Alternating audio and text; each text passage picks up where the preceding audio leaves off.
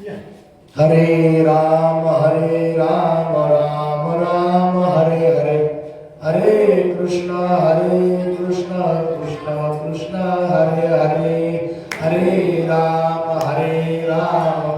राम राम हरे हरे, हरे कृष्णा कृष्णा कृष्णा हरे हरे, हरे राम राम राम हरे हरे, हरे कृष्णा कृष्णा हरे हरे, हरे राम राम राम हरे हरे, हरे कृष्ण कृष्ण कृष्ण हरे हरे, हरे राम राम राम हरे हरे, हरे कृष्णा कृष्णा कृष्णा हरे हरे, हरे राम राम राम हरे हरे, हरे कृष्ण कृष्ण कृष्ण हरे हरे, हरे राम राम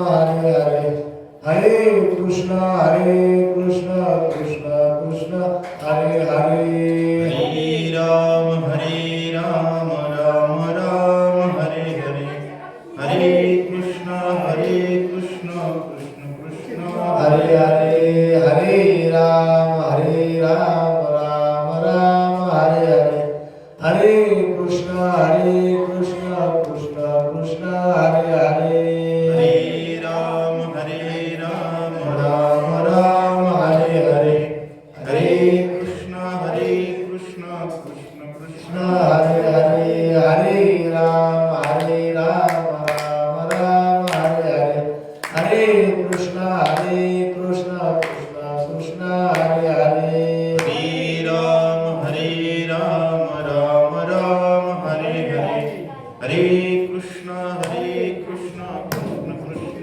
हरे हरे, पुंडली वरदे हरे विठ्ठल श्री ज्ञानदेव तुकाराम पंढरीनाथ भगवान की जय, ज्ञानेश्वर महाराज की जय, श्री संत राम मोतीराम महाराज की जय, माधव बाबा की जय. अनुपेक्षः सुचिरदक्ष उदासीनो गतव्यथः सर्वारंभ परित्यागी यो मद्भक्तः स मे प्रियः. प्रस्तुत अखंड हरिनाम सप्ताह आणि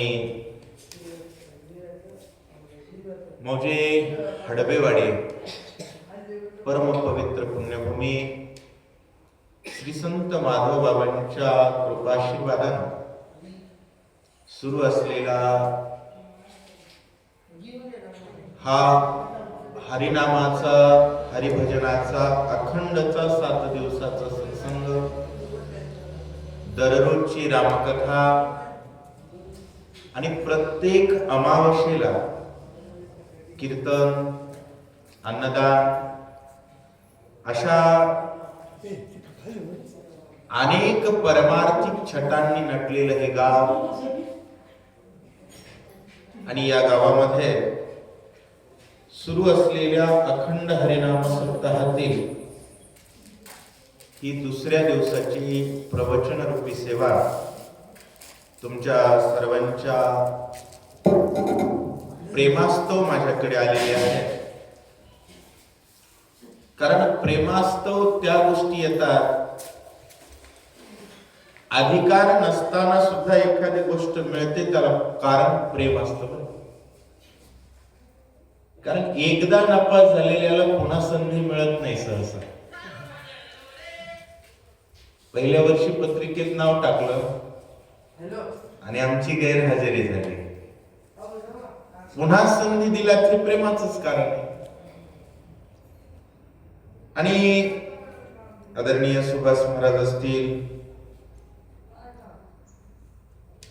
वाल्मिक दादा असतील, गुरुजी असतील किंवा आता हे सगळेच, कारण जवळपास हडबेवाडीचा प्रत्येक व्यक्ती परिचयाचा आहे. प्रत्येक व्यक्ती प्रेमाचा आहे, प्रत्येक व्यक्ती भगवंताच्या भक्तीने नटलेला आहे, त्यामुळे आनंद वाटतो बरं का. आणि प्रतिपाद्य प्रवचन रूपी सेवा दुसऱ्या दिवसाची माझ्याकडे आलेली आहे.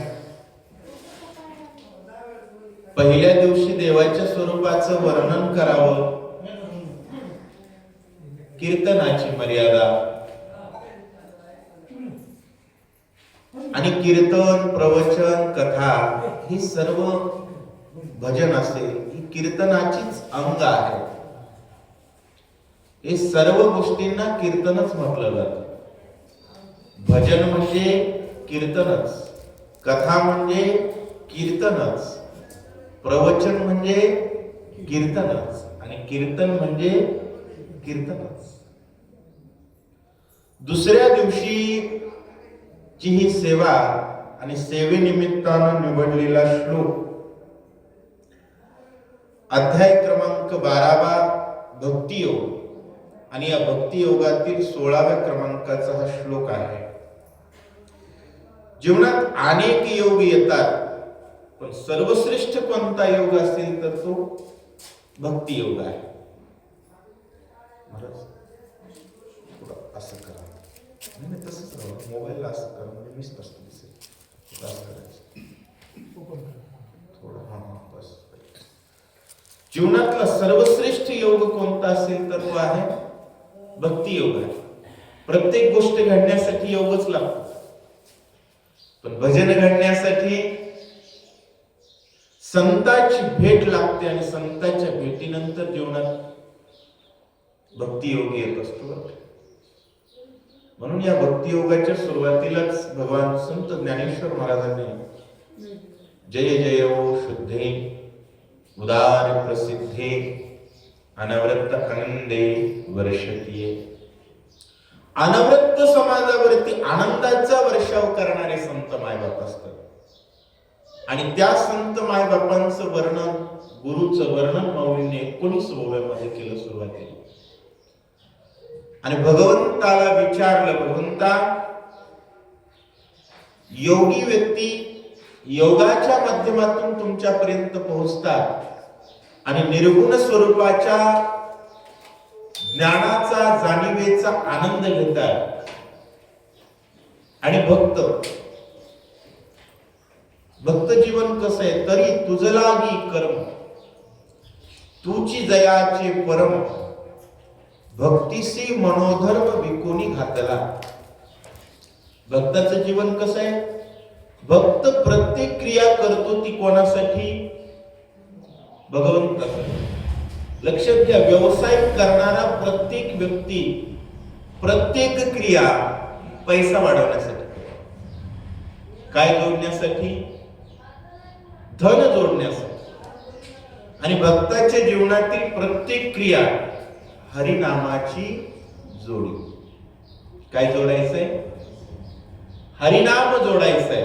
मग काहीही करत असेल त्या क्रियेचा उद्देश देव जोडणे, आणि या उद्देशाशी जो समर्पित आहे त्या जीवनाला भक्त म्हणावं. भजन करतो याचा अर्थ भक्त होत नाही. भजनाचा उद्देश देव मिळवणे आहे, याला भक्त म्हणावं. तुझ लागी कर्म आणि तुची जयाचे परम, ज्याचं सर्वश्रेष्ठत्व तुला आहे. भगवंतासाठी अर्जुन बोलत होता, तुझ लागी कर्म तुची जयाचे परम, ज्यानं भक्तीसी मनोधर्म विकोणी घातला. ज्यानं मनाचा धर्म भक्तीला काय केलेला आहे, विकून टाकलेला आहे. मला विकून टाकलेला आहे. अशा प्रकारचे भक्त, आणि त्या भक्ताची लक्षणं भगवंतानं सांगितले कशी असतात. अनपेक्ष सुचिर दक्ष. अपेक्षा नाही महाराज. कोणती अपेक्षा नाहीये, जे नाशवान आहे त्याची. चातक आहे तो आकाशातल्याच पाण्याची अपेक्षा करतो. राजहंस आहे मोत्याचीच अपेक्षा करतो आणि भक्त आहे देवाचीच अपेक्षा करतो. राजहंस सेन खात नाही आणि भक्त देवाशिवाय अपेक्षा करत नाही. अनपेक्ष. जो अनपेक्ष आहे तो सुचिर दक्ष असणारच. बरोबर आहे. ज्याच्या दृष्टीत मोती आहे तो करोडो वाळूचे कण ओलांडत असताना आसक्त नसतो. बरोबर. लाखो करोडो वाळूचे कण जेव्हा तो ओलांडतो तेव्हा कुठं त्याला मोती मिळतो. पण त्याचं चित्त, त्याचं चालणं आणि त्याच्या शरीराची प्रत्येक क्रिया मोती पाहण्यासाठी टपलेली असते. म्हणून तो राजहंस. आणि भक्त तसाच आहे. व्यावहारिक विचार केला, व्यावहारिक गोष्टीच्या दृष्टीनं तो अनपेक्ष आहे, अपेक्षाच नाही. म्हणून भक्त ऐसे जाना जे देही उदास. देहावर उदास का असतात? कारण ते अविनाशाचे दास आहे, नाशवंताची आस नाही. कारण येरती माईक दुःखाची जननी. जे दुःख देणार आहे त्यात रमतो तो अविवेकी. तेथ निरंतर रमती अविवेकी. कुठं रमतात? अविवेकी व्यक्ती दुःख देणाऱ्या पदार्थात आसक्त असतात. ज्याच्याकडे विवेक आहे, ज्याला योग्य काय आणि अयोग्य काय कळतं, तो स्वाभाविक उदास होतो. बरं का. आणि सांगायचं म्हणजे दास असतो तो उदास असतोच. दास असतो तो उदास असतोच. आणि आस असते तो प्रकृतीचा दास असतो. आधीच प्रकृतीचे पाईक, वरी भोगा लागी तव रंक, मग लोलुपत्वे कौतुक कैसे निभजती. भगवान भक्ताची लक्षणं सांगत असताना सुचिर दक्ष,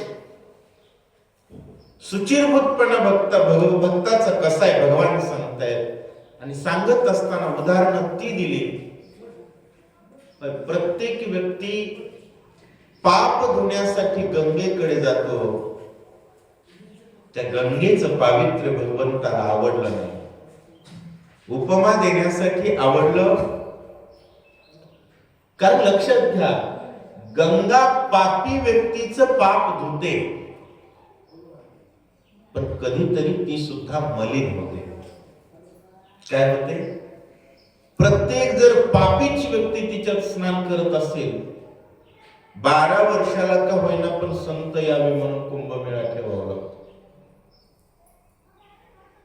कारण संतांच्या स्पर्शेनं मलिन झालेली गंगा पुन्हा शुचीभूत होते. धन्य धन्य ते शरीर तीर्थव्रतांचे माहेर. अखंड रामनाम स्मरण करणारं शरीर हे तीर्थाचं माहेर आहे. त्यामुळे तीर्थाला कोणी जावं? जे संसारिक जीव पाप करतात, ज्यांच्याकडून कळत अनकळत पाप होतं, त्यांनी तीर्थाला जाणं गरजेचं आहे. आणि त्यांनी स्नान करून मळालेलं तीर्थ शुद्ध करण्यासाठी वारकऱ्यानं जावं बरं. अन्यथा भगवंताचं नामस्मरण करणाऱ्याला तीर्थाला जाण्याची आवश्यकता. माऊलींनी सांगितलं, ते तीर्थ ते क्षेत्र, जगी तेची पवित्र. ते तीर्थ आहे, ते क्षेत्र आहे. क्षेत्र कशाला म्हणतात? जिथं माधव बाबांची समाधी आहे त्या गावाला क्षेत्र म्हटलं जातं आणि तिथं लोक तीर्थ समजून जातात. क्षेत्र म्हणजे जमीन, तीर्थ म्हणजे पावित्र्य, पवित्र असलेली जमीन. कारण संत राहतात तिथं गेल्यानंतर पाप ताप दैन्य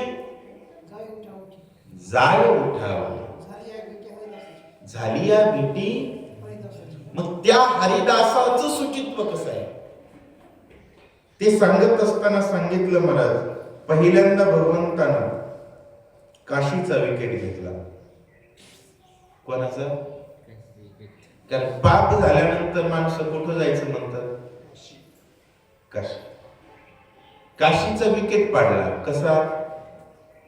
मोक्ष देऊनी उदार काशी होय कीर परी वेचने लागे शरीर ती गावी. त्या गावात जाऊन मरावं लागतं. मेल्यानंतर मोक्ष मिळतो. विकेट टाकला. मोक्ष मिळण्यासाठी मरावं लागतं. म्हणजे मोक्ष काशी देते पण मरावं लागतं. एखादा माणूस पैसे देतो पण त्याच्या पुढे मरमर करावी लागते. बरोबर आहे? म्हणजे दिल्याशिवाय नाही. थोडक्यात व्यवहार आहे काशीचा. काय आहे? व्यवहार आहे. मेलात तर मिळेल, गेलात तर मिळत नाही. मेलात तर मिळेल. काय? मोक्ष. देवाचं दार कसं आहे? क्षणभरी तेने मुक्तीच्या आली. देवापाशी क्षणभर राहावं लागतं आणि संतापाशी अर्धा क्षण घडता संताची संगती. मला दोन्ही मध्ये फरक आहे की नाही? काशीला मारावं लागतं, देवाच्या दारात क्षणभर तरी थांबावं लागतं आणि संताची संगत अर्धा क्षण जरी घडली तर तेने होय शांती. आणि पाप गेल्यानंतर उरलं काय? महाराजांनी सांगितलं किंवा चंदन काय करतो, संत काय करतात आणि संत कोणाला म्हणावं? सरळ सरळ भाषा काय हो? जे जगावर प्रभाव टाकतात ते संत. प्रकृतीच्या प्रभावात येत नाहीत ते संत. जगामध्ये कोण कोणावर काय काय प्रभाव पडतो संतांचा? पाण्याचा गुणधर्म आहे खाली जाणे. नाथ महाराजांनी सांगितलं सगळेच रामराम म्हणणारे असतील तर सत्संगती झाली जीवना विसरोनी अधोगमना. पाण्याचा स्वभाव आहे अधोगमन आणि संतांचा स्वभाव आहे खाली जाणाऱ्याला वर ओढणे. पाणी स्वभाव विसरलं अति स्वादन मधुरत्वे. समाजाचा स्वभाव कोणता आहे लोकांचा? खरं सांगा, माणसांचा स्वभाव कोणता आहे? प्रत्येक व्यक्ती न सांगता प्रपंच करतो. न सांगता करतो का सायासानं करतो? न सांगता तर करतोच पण सायासानं करतो. सायास करीसी प्रपंच दिननिसी हरिसी नभजसी. प्रश्न येतो का बाबा तुला नेमकं काय झालंय? कुठली भानामती लागली म्हणून तू भजन करत नाहीस? ती भानामती कोणती आहे माहिती का? विषय व्याळे मिठी. आणि एकदा का घातली दिधली या मुठी ताठी. ताठी उठत नाही तवर सुधरत नाही. कवर गवऱ्यात घालायची वेळ येते तरी भजन करत नाहीत माणसं. खरं बोलतोय बरं का? कोणाला राग आला तर फार भरपूर यावा, थोडा येऊ नये. राग सगळं सोडून भजन करावं. सांगण्याचा विषय असा आहे, गंगा दोष खाते, परंतु तिथं बुडावं लागतं. काय करावं लागतं? हिमवंतू दोष खाये, परी जीविताची हानी होय. तैसे सुचित्व नव्हे सज्जनाचे. हिमालयात गेल्यानंतर दोष जातात, पण हिमालयात जाणं सोपं आहे का? हडबेवाडीत 3 रगी लागायला लागल्यात. किती? रात्री झोपायचं म्हणजे 2-3 रग लागायला लागले. हडबेवाडी. हिमालयात काय होईल? जीविताची हानी होय. पण ज्ञानेश्वर महाराजांनी सरळ सांगितलं, तैसे सुचित्व नव्हे सज्जनाचे. सज्जनाचं तसं नाही महाराज. महाराजांच्या सोबत फिरल्यानंतर ढेरी इतकी वाढते. का? काय खायला वाच? दुपारच्या पंक्तीत काय होतं सांग. सकाळी चक्क्या होत्या, बेसन. कधी वर्षभर खाल्ल्या का हो? हनुमंताचं मंदिर सोडता कुठं भेटल्या तुम्हाला? लाड सुनानं करून दिल्या का? वरी हात करा. नोकरीला लागलेल्या पोरांना आणून दिल्या का? वरी हात करा. 1.5 लाख पगार असणाऱ्या पोरांना नाही दिल्या. ज्या लेकरासाठी 24 तास कष्ट केला, त्या लेकरानं कधी म्हणलं का बाबाला आवडतात? पण संतांच्या संगतीत माधव बाबांचा सप्ताह सुरू झाल्या दुसऱ्या दिवशी चक्क्या, पहिल्या दिवशी जिलेबी. बुधवारी मिळाली तर मिळाली, संध्याकाळी गुलाबजाम, रात्री येऊ का गुलाबजाम. तैसे सुचित्व नव्हे सज्जनाचे. मायबाप फिऊ लागत नाही, गंगेसारखं बुडावं लागत नाही, फक्त धक्का लागतो. संगतीत यावं लागतं. संगतीत आलं की पंक्तीत बसतो. आता खरं सांगा, इथून उठताना तुम्ही म्हणणार आहेत का नाही जेव्हा म्हणून? हे काही उदार आहे का? बर शपथ घेऊन सांगा, सून जेव्हा म्हणेल याची गॅरंटी आहे का? कोणाला गॅरंटी आहे? असेल हो. त्याच सुनेची गॅरंटी जी माधव बाबांच्या कृपेची आहे. ज्या सुनेवर संतांचे संस्कार आहेत तीच. मग ती सून जेव घालत नाही, माधव बाबा जेव घालत. जगावर उपकार फक्त कोण करू शकतो? बाकी कोणी उपकार करतय असं वाटत असेल तर थोडं एरवाड्यात चेकिंग करून यायची, बाकी काही नाही. खरं सांगतो, तो आपल्या बुद्धीचा भ्रम आहे. काय आहे? संताशिवाय कोणीही उपकार करत नाही. आपली लेकरं आपल्याशी चांगलं वागतात, याचं कारण आहे ती संतांच्या संगतीत आलेली असतात. अर्धफल होय संत संगती, तरी वास कल्पवरी वैकुंठी. वा, अर्धा क्षण संतांच्या संगतीत घडला तर कल्पभर वैकुंठात वास होतो. ही ताकद आहे. और नजर पडली की तिकीट मिळतं. पोरायचे बुट उचलून 5-5 वर्ष गेले तरी धनाधन तिकीट कॅन्सल होतं. बरोबर आहे की? पण आमच्या संतांची नजर पडल्याबरोबर ते तुझी गुरुकृपा दृष्टी निर्विष हो. तरी कवणी शीताप पोळी, कैसे नियो शोक जाळी, जरी प्रसाद रस कल्लोळी पुरेसे तो. अहो संसार ताप देतो, पण संतांची संगत झाल्याबरोबर ताप, पाप ताप दैन्य, नजर पडल्याबरोबर द्रष्टा द्रष्ट विजय. विजयाचा अर्थ काय? नजर पडल्याबरोबर. मोतीराम महाराज मला गोष्ट ऐकली, घडलेला प्रसंग सांगितला. मटणाशिवाय जेवतच नव्हता माणूस, दारूशिवाय पितच नव्हता. किती खतरनाक असं.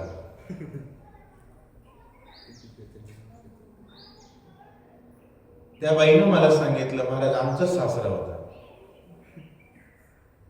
आणि महाराज एवढे आंबे दिले होते. किती? मला घरी नेलं, एवढे मोठे असे आंबे ठेवले, एवढे मोठे. एवढे आंबे वारकऱ्याला कोणी देणार, म्हणजे उरलं शिरलेलं. विनोदाचा विषय वेगळा, देतात, समाज प्रेम करतो. व्यावहारिक जीवनात हे शक्य आहे का? आंबे 100 रुपये किलो तर आहेत ना, उगं धरले. एवढी भरपूर गोष्ट मोठी आणून देणं, खा म्हणणं पोटभर, म्हणजे हे परिणाम कशाचा आहे? नाही म्हणे मारुतराव महाराजांची कृपा आहे. म्हणलं कशी आहे? त्यांनी सांगितला इतिहास, म्हणजे आमचा सासरा इतका खतरनाक, काहीतरी मोठा पाटील होता म्हणे, सानप. ऐकण्यात गोष्ट असं, वागदरीचे सानप. त्या माऊलींनी सांगितलं, मारुतराव महाराजांची गाठ पडली, त्यांनी माळ घातली. आता आमच्या सारख्याची गाठ माळकऱ्याला पडली तरी माळकरी पारावर येत नाही. सगळ्यात मोठी अडचण कोणती? माळकरीच पारावर येत नाही. आणि टाळकऱ्याला तर टाळाचा विटाळच आहे. बरोबर? टाळकरी टाळ वाजवायला अजिबात येत नाही, आणि माळकरी मंदिरावर कमीपणा, बरेच जणांना कमीपणा. मी तर असं बोलणं प्रवचन खाजगीत बऱ्याच जणांची चर्चा आहे. अतिशय जवळच्या माणसानं मला सांगितलं, महाराज न बोलवता जायचं नाही, आणि जवळच्या गावात तर जायचंच नाही, किंमत कमी होते. म्हणलं कोणाची? म्हणजे आपली. आम्हाला किंमतच नाही. एकाचीच किंमत आहे, कोणाची? रामाची. राम आणि कृष्णच आमचं सर्वस्व आहे, आमचं दुसरं कोणी नाहीच. म्हणजे गावातल्या मंदिरावर गेल्यानंतर किंमत कमी होते, असं त्याचं मत होतं. पण किंमत कुठं वाढवायची? किंमत कोणती वाढवायची? तर किंमत कोणती आहे? ज्ञानेश्वर महाराज आळंदीत राहत होते, त्यांनी परमार्थ कुठं केला? आळंदीतच केला. तुकाराम महाराज देहूमध्ये राहत होते, परमार्थ कुठं केला? तिथंच केला.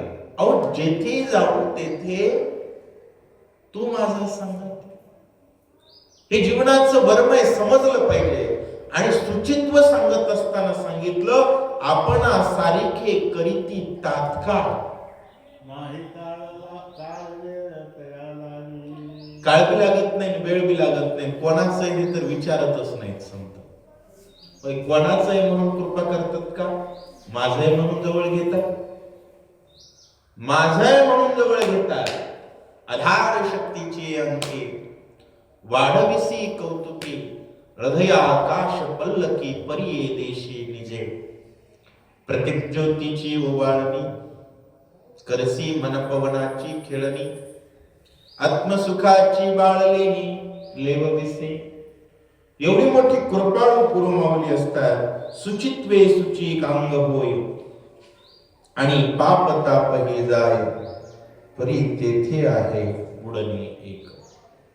गंगेचं सांगितलं, पाप जाते म्हणजे गंगेत बुडल्यानं तापही कमी होतो, पण बुडावं लागतं.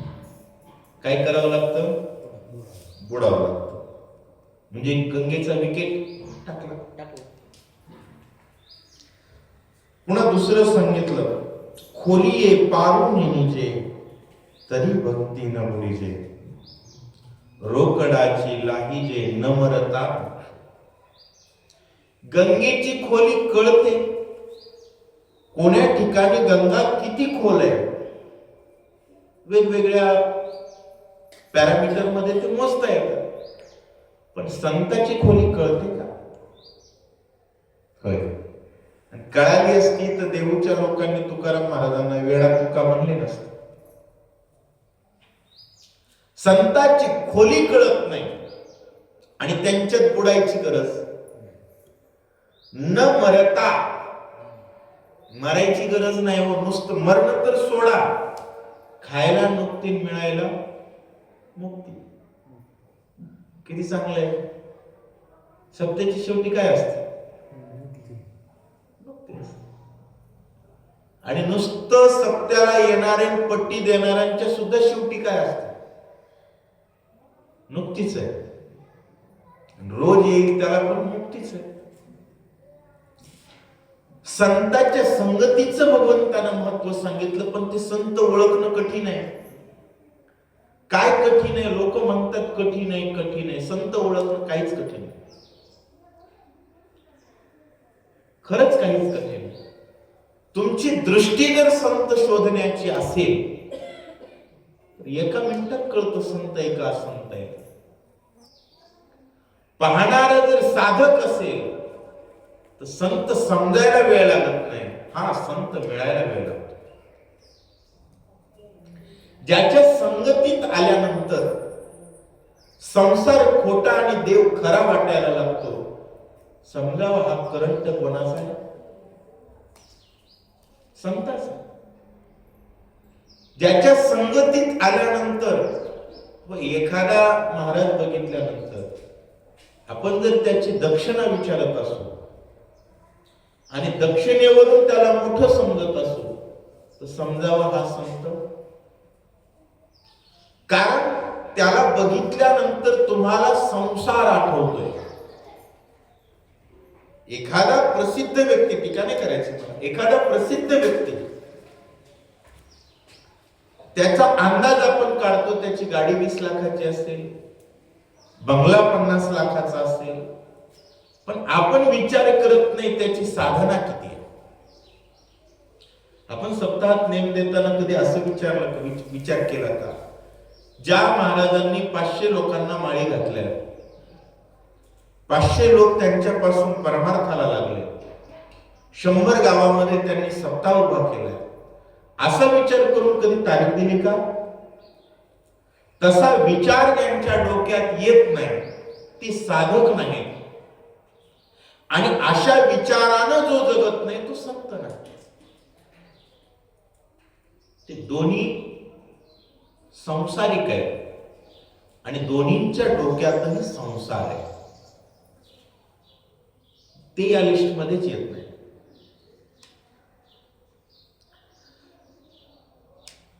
आणि जो महात्मा 3 तास कीर्तन करेपर्यंत ज्याला असंही वाटत नाही, वरही बघत नाही मंदिराला जाळी आहे नाही आहे, गावात दररोज भजन होत आहे नाही होत, एकदाही विचारत नाही गावातलं रामायण व्यवस्थित सुरू आहे का, गावात भरपूर माळकरी लोक आहेत का, असं चकलीनही विचारत नाही, समजावा हा संत. आणि तुम्हाला असे किती महाराज भेटले आजपर्यंत? गुट्टी गुरुजींशिवाय कोणी भेटले का? गुट्टी गुरुजींचा पहिला प्रश्न काय असतो सुभाष महाराज? सोयाबीन किती झाली विचारतात का रामायण सुरू आहे? भेट संत कळत नाही म्हणतात. कळत कसा नाही संत?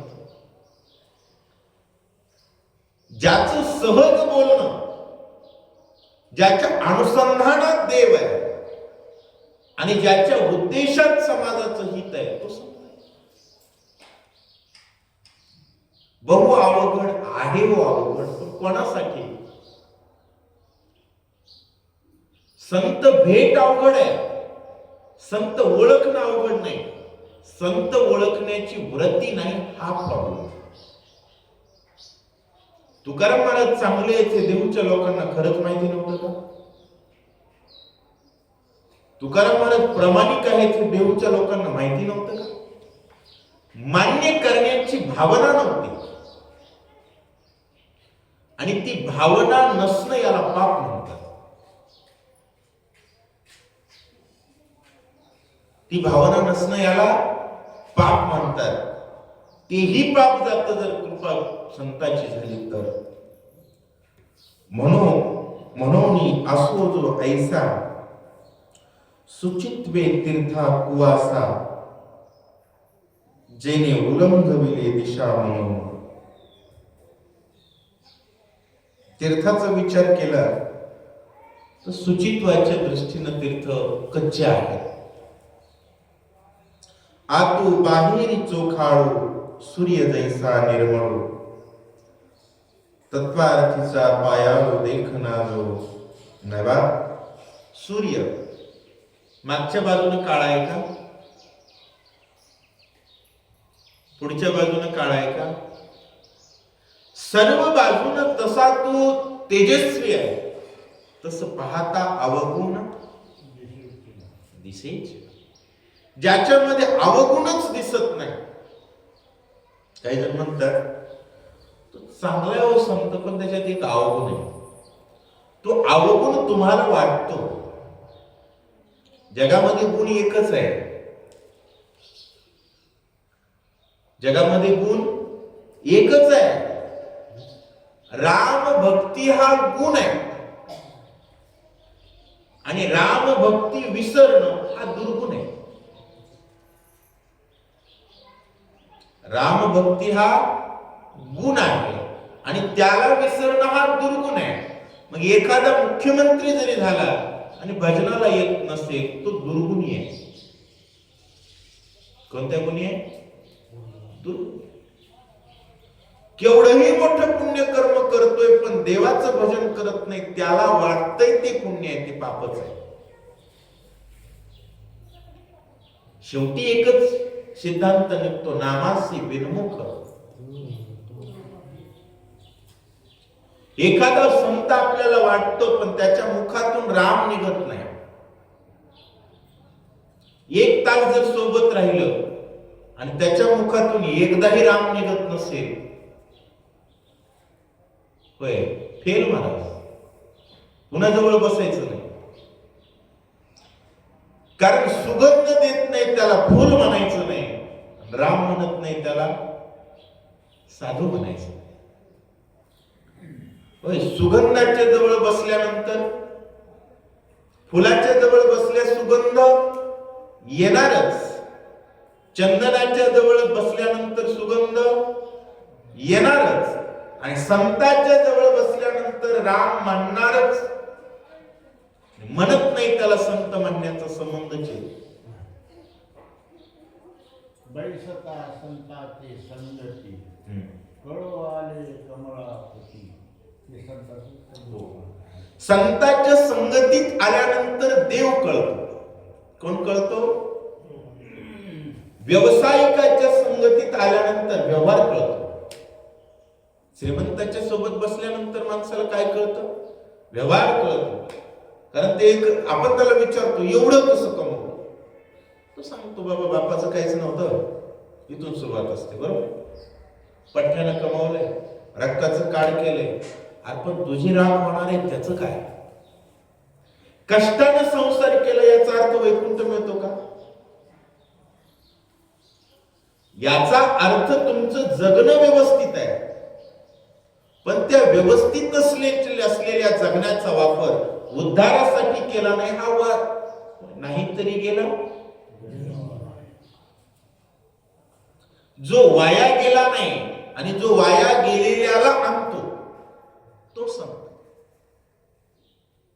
संसार व्यथे फिटला जो नैराश्य विनटला, व्याधा हातून सुटला विहन पूजैसा. कसं सांगितलं?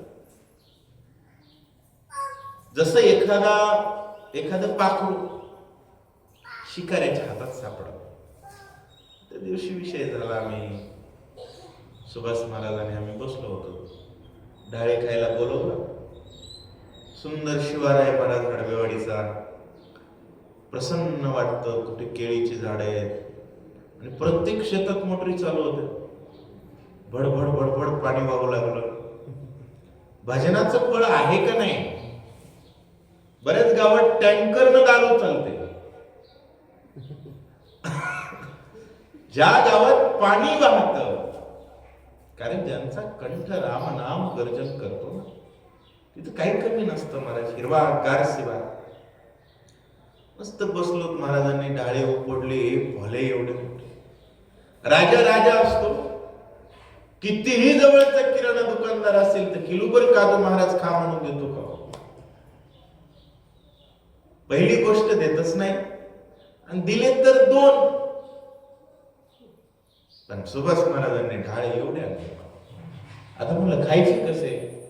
खात खात बघितलं तर एक चित्र पकडायला त्याने जाळा आतून लागलं पोरं. महाराजांना म्हणलं बोलवा इकडं.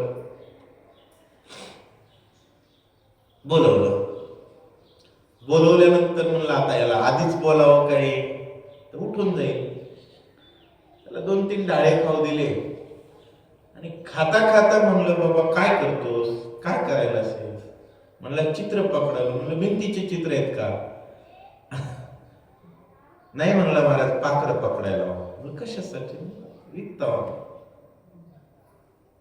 किती रुपयाला विकतोय? एक म्हणला मोठा असलं तर 300ला, बारका असलं तर तेवढ्यात ती खुडखुड खुडखुड करू लागले. आम्ही म्हणायला ती खुडखुड करायला लागलो. सांगण्याचा विषय असा आहे, त्याला म्हटलं बाबा थोडा आपला धर्म बोलून बघितलं. म्हणलं बी पडलं तर पडलं, होय आपलं काम आहे बीज पेरणं. आता त्याची जमिनीत किती ओल आहे त्याच्यावरून राहील. वागा हे धंदा सोडून दे. गावगावची मंदिरं झाडलास आणि प्रत्येक घरात भीक मागितलास तर 1000-2000 रुपये लोक देतील. चांगला धंदा आहे, पाया पडून पैसा आहे.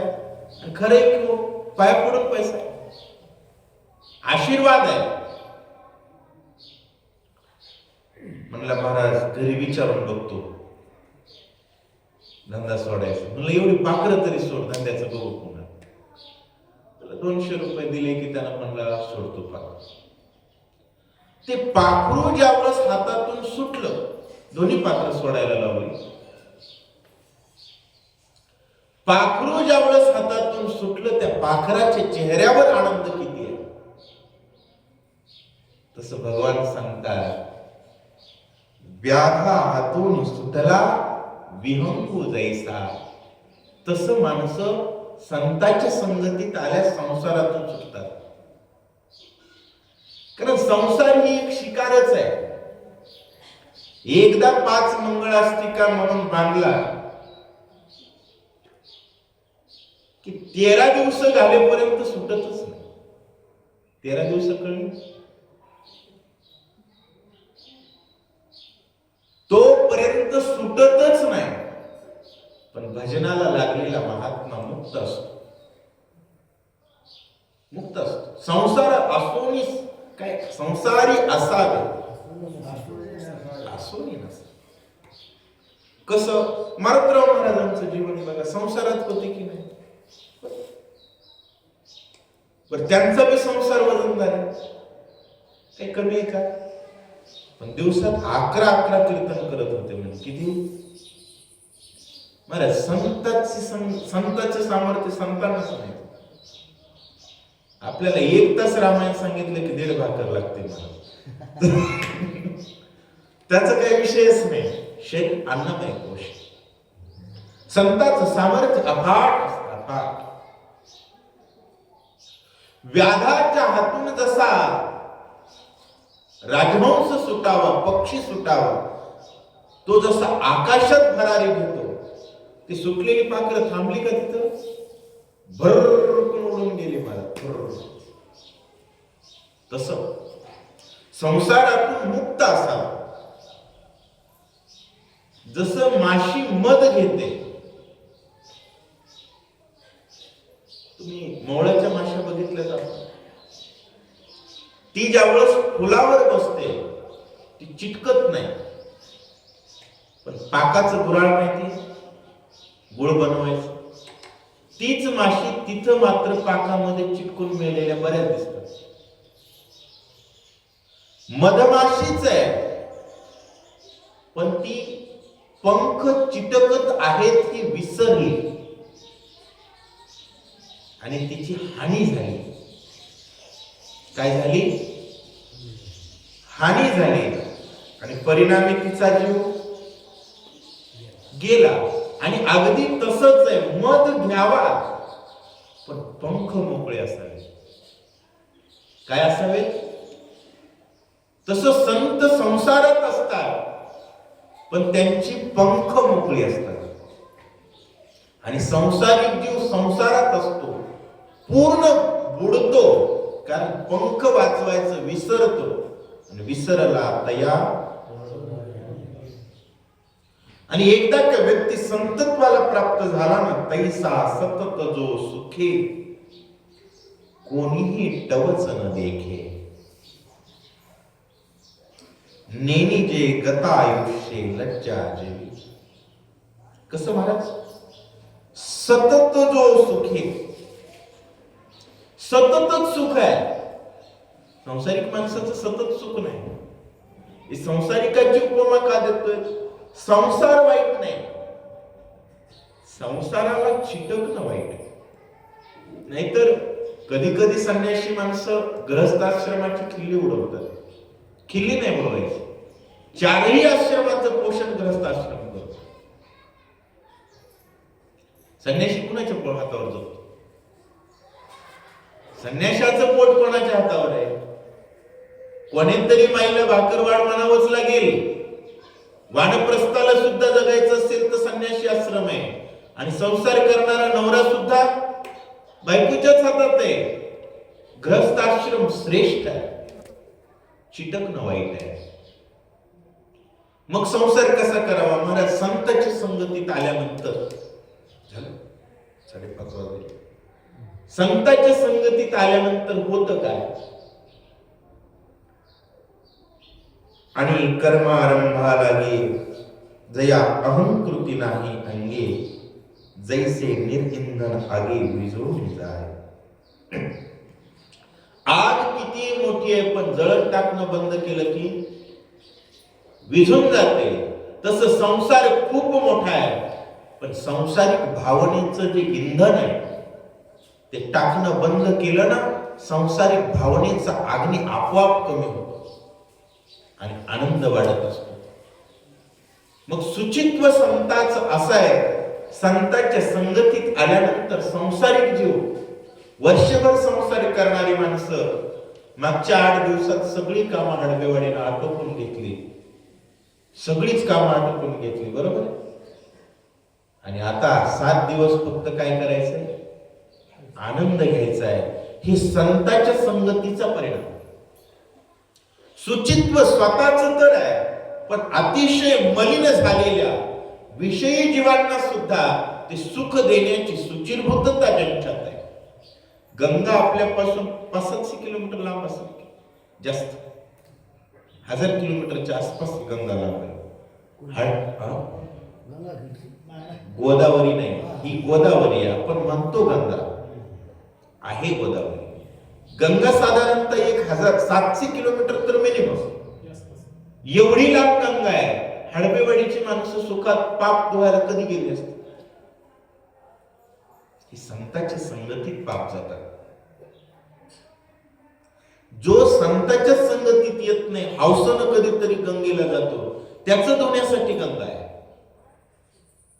रोज रामायणाला या, रोज मणिकर्णिकेचं स्नान लागल्याचं पुण्य, स्नान केल्याचं पुण्य लागतं. रोज माधव बाबांचं दर्शन घ्या, बजरंग बलीचं दर्शन घ्या. मायबाप सगळ्यात मोठा संत बजरंग बली आहे, सर्वात मोठा संत. आणि एक सांगतो, जागृत संत आहे. अखंड भजन कोणाजवळ आहे? हनुमंताजवळ. ज्याचं मंदिर बघितल्या बघितल्या आपसुक मुखातून निघतं जय श्रीराम. नासे रोग हरे सब पीडा. अखंड रोग दूर होतो, पीडा दूर होते. सब सुख लहे तुम्हारी शरण. तुम्हाला संत कळत नाही ना? हनुमंत तर संत आहे, मान्य आहे ना? संत संप्रदायाचे कळस तुकाराम महाराजांना भक्तीची वाट विचारतात. बाकीचे संत तुम्हाला विचारित बसण्याची गरज नाही. विनाकारण टीका करतही बसायचं नाही. कोणा जिसकी आदत उसे मुबारक. एखादा पाखंडी असतोच. आता कलियुग आहे, अनेक पाखंडी आहेत, त्यांच्यावर वेळ देऊ नका. तुम्हाला तुमचा उद्धार करायचा ना, आपुली हिता जो असे जागता. बरीच माणसं महाराजावर टीका करण्यात 6-6 तास घालतात. काय मिळतं आणते? उकंड उकरून केरच मिळणार आहे. आपलं आपलं मंदिरावर यावं, आपले आपण विचार करावा. आपण दिवसातून किती वेळ मंदिरावर येतो? हनुमान संत आहे. हनुमंताच्या सेंदराच्या संगतीत आल्यानंतर बुद्धीत पालट पडतो. महाराज आम्ही जे बी काही आहेत आज, फक्त लहानपणी एक चांगली सवय लागली.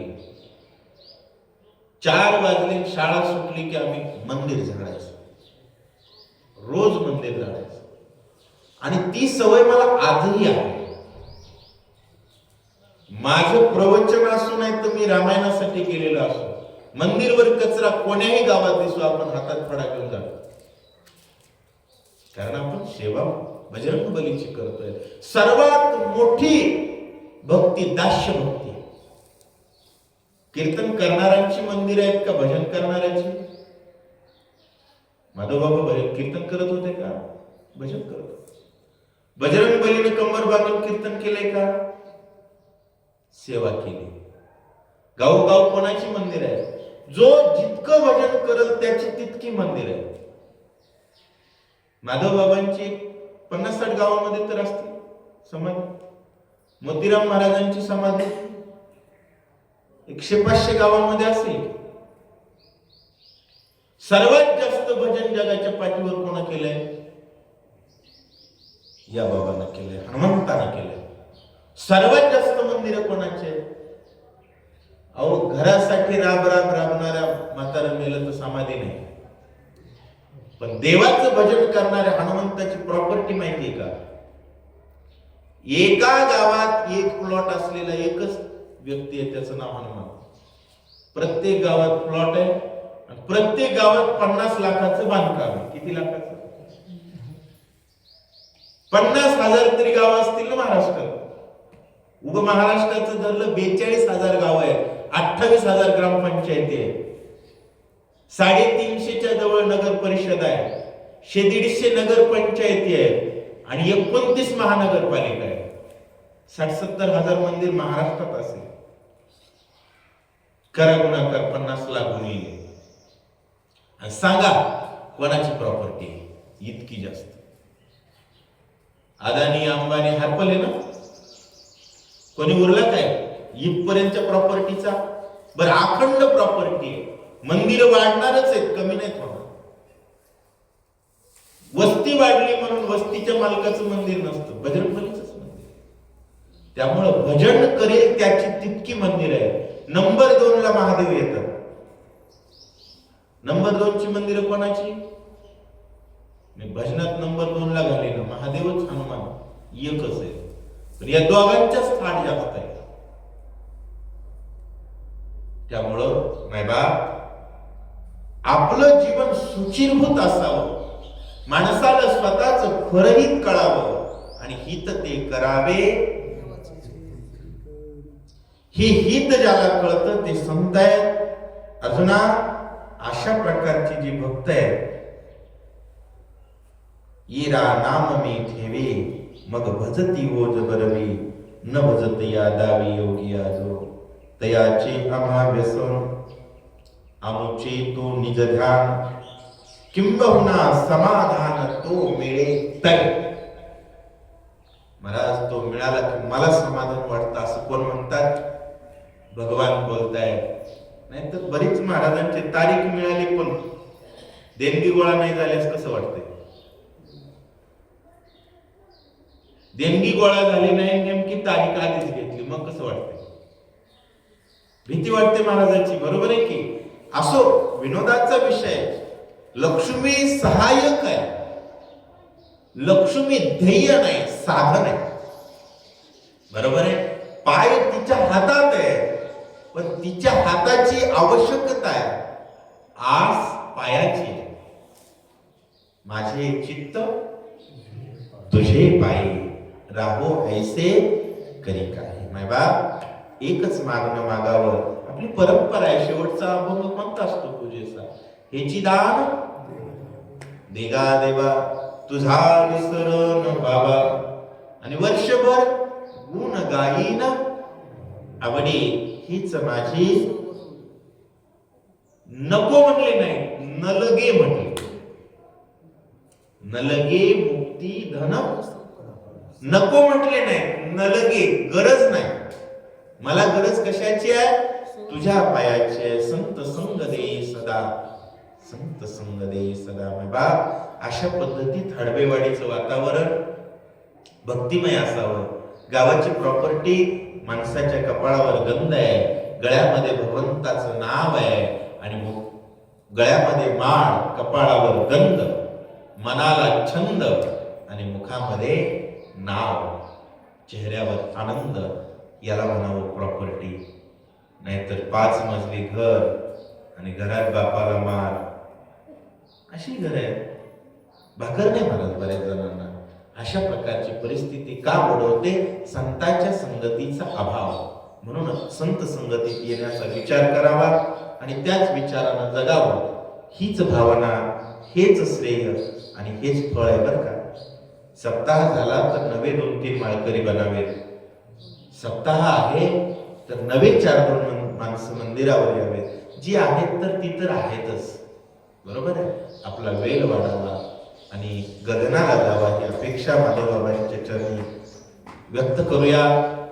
तुम्ही बोलवला असंच प्रेम देत राहा, कारण संतांच्या संगतीत आनंद आहे. तो आनंद आम्हाला मिळत राहावा अपेक्षा व्यक्त करतो. झालेली सेवा मोतीराम महाराजांच्या, मारुतराव महाराजांच्या, माधवबाबांच्या चरणी, बजरंग बलीच्या चरणी समर्पित करून सेवेला पूर्ण विराम. विठाला विठाला. पुंडलिक वरदे हरी विठ्ठल. श्री ज्ञानदेव तुकाराम रामकृष्ण हरी. आता विश्वात्मके देवे येणे वागिज्ञ दोषावे